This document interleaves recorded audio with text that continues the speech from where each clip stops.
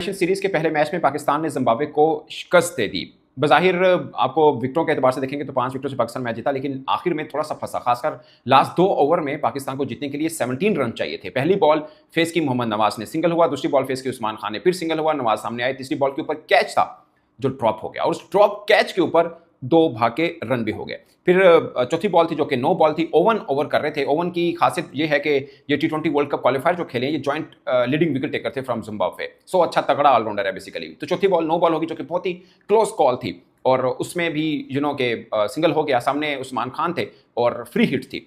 सीधा मतलब एक सिंगल भी शायद मुश्किल से बनता था, मगर क्रीमर ने बॉल फील्ड मिस की और चौका हो गया। सो उस ओवर के अंदर कहानी बदली और पाकिस्तान ये मैच आसानी से जीत गया। फिर पहली 2 बॉलों के ऊपर चौका लगा के मोहम्मद नवाज ने मैच को, अगले ओवर की पहली 2 बॉलों पे चौका लगा के मोहम्मद नवाज ने 12 बॉलों पर 21 रन बनाए, 2 चौके और 1 छक्के के साथ 175 का स्ट्राइक रेट। मगर ज़्यादा जो रन थे वो फ़खर जमान के थे, जिन्होंने 44 रन किए, 32 बॉलों पर 137 की स्ट्राइक रेट थी। मगर ये एक चीज़ जो मैंने नोट की वो ये कि जिम्बाब्वे के खिलाफ अमूमन पाकिस्तान का ये होता है, जिसके साथ खेलते हैं ना उस जैसा थोड़ा सा हो जाता है, खासकर छोटी टीमों के साथ थोड़ा कॉम्प्लीसेंट होता है। इसमें भी बाबर आजम के ऊपर एक बार बात जरूर करेंगे। बाबर आजम 0 पर आउट हुए हैं। ये एक मतलब बाबर आजम 0 पे आउट हो तो कि एक अलग चीज़ उसके ऊपर बनती है। पॉइंट ये है कि बाबर आजम 9 दफ़ा T20 पर 0 पर आउट जरूर हैं, लेकिन आखिरी 6 इनिंग में 3 दफ़ा 0 पर आउट हो चुके हैं। ये एक्चुअली में एक कह सकते हैं कि T20 में उनका थोड़ा सा है। बट वनडे में पाकिस्तान क्यों खेला है, जैसे श्रीलंका के साथ तो खैर ऑलमोस्ट पहले मैच के अलावा हमने 1 साइडेड मैच जीते हैं। अफ्रीका के साथ एक मैच हम हारे, मगर ठीक मैच हुए, ठीक है, आप कह सकते हैं मजे के मैच हुए। मगर T20 में जो हमारा पैटर्न ठीक चल रहा था, मैं नहीं कह रहा अच्छी टीमों के खिलाफ, छोटी टीमों के खिलाफ तो ठीक ही चल रहा है। श्रीलंका को भी हमने हराया, जिम्बाब्वे, बांग्लादेश और छोटी टीमें इन सेंस के हम जब बांग्लादेश चाह के तो हारे हैं, बट अपने यहाँ पे 3-0 से हराया था। फिर हमने उनके आगे हमारा पलड़ा ठीक है, वेस्ट इंडीज को भी हराया। तो T20 में हमारी फॉर्मेशन ठीक बनी हुई थी। बट मुझे लगता है कि आप जिम्बाब्वे से खेलेंगे, ये जो करंट फॉर्मेशन है इसके ऊपर मुझे, या लगातार जो हम खेलते आ रहे हैं T20 में, उसमें सिर्फ एक चीज़ का एतराज़ है, वो ये है कि हम सिर्फ 3 बॉलर के साथ खेल रहे हैं, रेगुलर 3 बॉलर्स के साथ, जिसमें शहीन, सलमान मिर्जा थे और अबरार थे।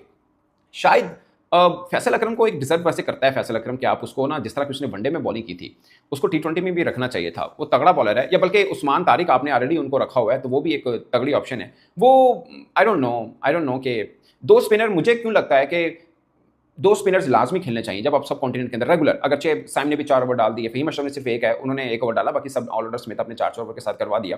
पे एग्जैक्टली मैं आता हूँ कि इसके थोड़े से शहीन को महंगा साबित हुए। 1 विकेट उन्होंने जरूर ली, लेकिन 4 ओवर में 34 रन हो गया। शुरुआत के अंदर सलमान मिर्जा ने 3 ओवर में 21 रन दिए, फहीम अशरफ ने 1 ओवर किया था, उनको 11 रन हो गए थे। साइम अयूब ने 4 ओवर में 31 रन दिए और एक खिलाड़ी का आउट हुआ। बाद में कुछ रन आउट हुए और नवाज ने 2 विकेट लिए हैं, तो रन नहीं बन पाए। मगर बज़ाहिर एक दफ़ा लग रहा था कि जिम्बाब्वे की टीम आज 180, 90, 70 इतने तो करी जाएगी। और बाद में पाकिस्तान की बैटिंग भी थोड़ी लड़खड़ाती नजर आई। मैं तो हैरान हूँ, पाकिस्तान सीधा मैच जो जितना चाहिए था पाकिस्तान को, पावर प्ले में मतलब 5.3 में 30 रन के ऊपर पाकिस्तान के 3 खिलाड़ी आउट हो चुके थे। पावर प्ले के अंदर हम 3 विकेट गवा चुके थे। इवन के 9.3 ओवर में भी 54 रन के ऊपर हमारी चौथी विकेट गिर गई थी। यानी 10 ओवर तक हम 5-6 की करीब रन रेट के साथ खेल रहे हैं, जो कि मुझे लगता है कि मुनासिब नहीं है। फ़खर जमान शुरू में नहीं, आखिर के मतलब 6-7 बॉलों के ऊपर अच्छी हिट की, लेकिन उस वक्त तो रन बॉल भी नहीं थे, बल्कि थोड़ा कम चल रहे थे। पता नहीं क्यों फ़खर जमान पे मैं हमेशा बहुत ट्रस्ट करता हूँ कि he star batter from Pakistan, specially white ball के। आखिर में छक्के सोने मारे, इसमें कोई शक नहीं है। 137 का स्ट्राइक रेट भी उनका बन गया, 32 पे उनके 44 रन भी आ गए, मगर शुरू में थोड़ा सा वो हुए। बट एक चीज़ मुझे खुशी हुई, फ़खर जमान एक्चुअली में जहाँ पे खेलते हैं, शायद बहुत से लोगों को इतराज़ होगा कि अब फ़खर जमान फिर नीचे मिड ऑर्डर में आ गए हैं। पहले भी मिड ऑर्डर में खेलते थे, जब कोई इवेंट आया तो ओपन करा दिया, फिर सीरीज चल रही तो मिड ऑर्डर में चले गए। बट मुझे लगता है कि आपकी फॉर्मेशन ये रहेगी, अगर फ़खर जमान के साथ जाना है तो आप उनको मिडर में रखें। डजन मैटर के ऊपर से बाबर खेल रहे हैं, ऊपर से ओपनर कौन है, इनको मिडर में रखें, क्योंकि ये ओपनर्स में से ये वाहिद हैं जो मिडल ऑर्डर में थोड़ा अच्छा खेल लेते हैं। बल्कि आपके लगातार यही खेलते आ रहे हैं। आई डोंट नो, फिर जब कोई इंपॉर्टेंट इवेंट आता है तो हम फ़खर को उठा के ओपन कर देते हैं। सारा जिसे बोलते हैं ना, खेलते किस फॉर्मेशन से जब जाते हैं अहम इवेंट पे, खासकर बड़े मैचेस में से इंडिया के खिलाफ, तो उनको पकड़ के हम ऊपर भेज देते हैं। शायद अब तो उनको भी ठीक है, PSL में वो ओपन ही खेलते हैं, मगर इतने लंबे टाइम पीरियड से अगर इंटरनेशनल वो जिस पोजीशन पे खेलते हैं उनको उसी पे खिलाना चाहिए।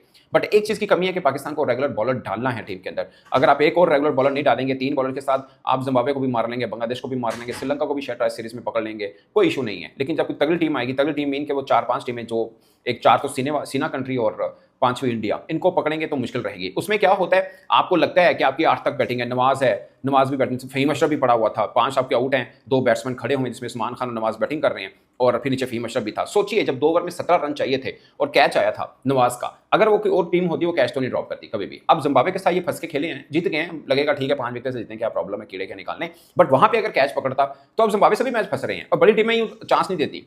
बल्कि उन्होंने जब 54 पे 4 आउट कर, इवन कि 30 पे 3 आउट करने के बाद जो आपकी ऑलराउंडर से सजी हुई टीम है ना, बड़ी टीम, आपको जब ट्राइका आता है ना, खासकर इंडिया का ट्राइका आता है, में कुलदीप आता है, अक्षर पटेल आ जाता है, बीच में कोई लेग स्पिनर आ जाएगा या वरुण चक्रवर्ती आएगा, तो वहां से फिर आपको उठने नहीं देंगे, क्योंकि ऑलराउंडर्स आपको थोड़ा सा फर्स्ट मतलब पहली इनिंग में बैटिंग कर रहे हैं, तो 10-15 बॉलों के अंदर 25-30 वाले रन कर सकते हैं, हो सकता है इनमें से किसी 3-4 मैचेस में एक बैटिंग इस तरह की आ जाए, बट जब आप चेस कर रहे हैं तो वहां मुश्किल में फंसते हैं, क्योंकि रेगुलर बैटर तो वो होते नहीं, ऑलराउंडर्स हैं। मेरा हमेशा ये मंत्रा रहा है कि ऑलराउंडर्स ज़्यादा नहीं चलने चाहिए, 1-2 का बन जाता है। अगरचे सलमान आगा साहब से प्रेस कॉन्फ्रेंस में ये सवाल भी हुआ तो उन्होंने बोला कि क्या 4 ओवर नहीं कर सकते नवाज, क्या फ़हीम अशरफ 4 ओवर नहीं कर सकते, तो आगे से जर्नलिस्ट ने कोई जवाब नहीं दिया, बट मैं बैठा होता मैं 100% कहता कि भाई नहीं कर सकते, आप मुझे 4 ओवर करवा के दिखाइएगा इनके ऑस्ट्रेलिया के खिलाफ, न्यूजीलैंड के खिलाफ, रेगुलर में कभी कभार हो जाएगा, रेगुलर करवा के दिखाइएगा मुझे फ़हीम अशरफ के भी में, हालांकि वो बहुत अच्छी फॉर्म में है, एशिया कप बहुत तगड़ा खेले हैं, सब चीज़ें, लेकिन मुझे करवा के दिखाइएगा दोनों से 4-4 ओवर एक ही मैच के अंदर। आई डोंट थिंक स्वॉप करेंगे, एक आधा मैच हो जाता है, मतलब नवाज खेलें, फ़हीम अशरफ खेलें, ठीक है, बट एक रेगुलर स्पिनर आना चाहिए आपका, वो जो मर्जी सेक्रीफाइस करना है, चाहे इनमें से कोई ऑलराउंडर सेक्रीफाइस करना है या चाहे आपको जो भी करना है।